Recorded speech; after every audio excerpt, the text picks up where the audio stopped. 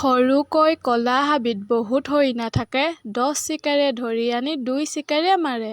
হৰিণাটোৰ নাম কিনো কোৱাচোন ভাবি?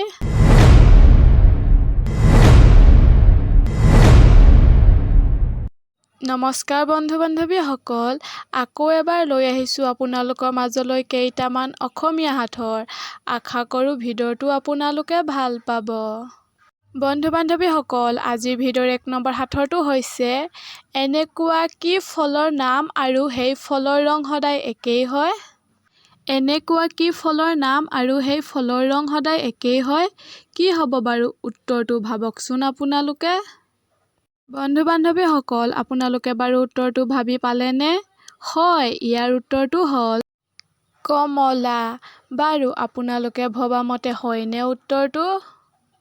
2 নম্বৰ সাঁথৰটো হৈছে, অজগৰৰ নিচিনাকৈ মই একা-বেঁকাকৈ যাওঁ, বাটত কিবা পালে লগত লৈ যাওঁ।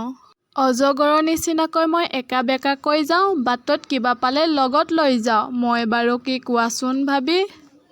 বন্ধু-বান্ধৱীসকল, আপোনালোকে বাৰু উত্তৰটো ভাবি পালেনে?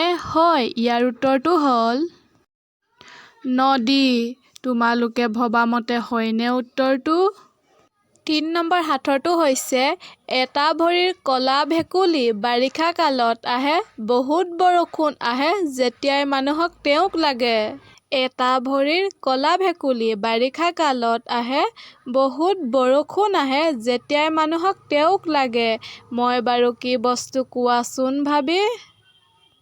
বন্ধু-বান্ধৱীসকল, আপোনালোকে বাৰু বস্তুটোৰ নাম ভাবি পালেনে? হয়, সেই বস্তুটোৰ নাম হ'ল ছাতি। বাৰু আপোনালোকে ভাবিছিলনে?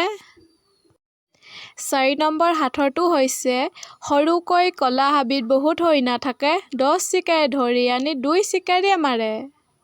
সৰুকৈ ক'লা হাবিত বহুত হৰিণা থাকে, 10 চিকাৰীয়ে ধৰি আনি 2 চিকাৰীয়ে মাৰে। হৰিণাটোৰ নামনো কি কোৱাচোন ভাবি? বন্ধু-বান্ধৱীসকল, আপোনালোকে বাৰু হৰিণাটোৰ নাম ভাবি পালেনে? হয়, হৰিণাটোৰ নাম হ'ল ওকণি। বাৰু আপোনালোকে ওকণি বুলি ভাবিছিলনে? বন্ধু-বান্ধৱীসকল, আজিৰ ভিডিঅ'ৰ একেবাৰে শেষৰ সাঁথৰটো হৈছে, ৰমেনে তেওঁৰ 2 সন্তানক 16 টকা সমানে ভাগ কৰি দিব বুলি সিদ্ধান্ত ল'লে।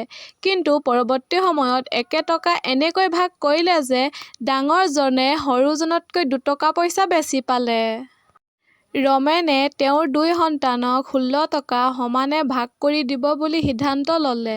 কিন্তু পৰৱৰ্তী সময়ত 1 টকা এনেকৈ ভাগ কৰিলে যে ডাঙৰজনে সৰুজনতকৈ 2 টকা বেছি পালে। কেনেকৈ ভাগ কৰিলে বাৰু কোৱাচোন উত্তৰটো ভাবি?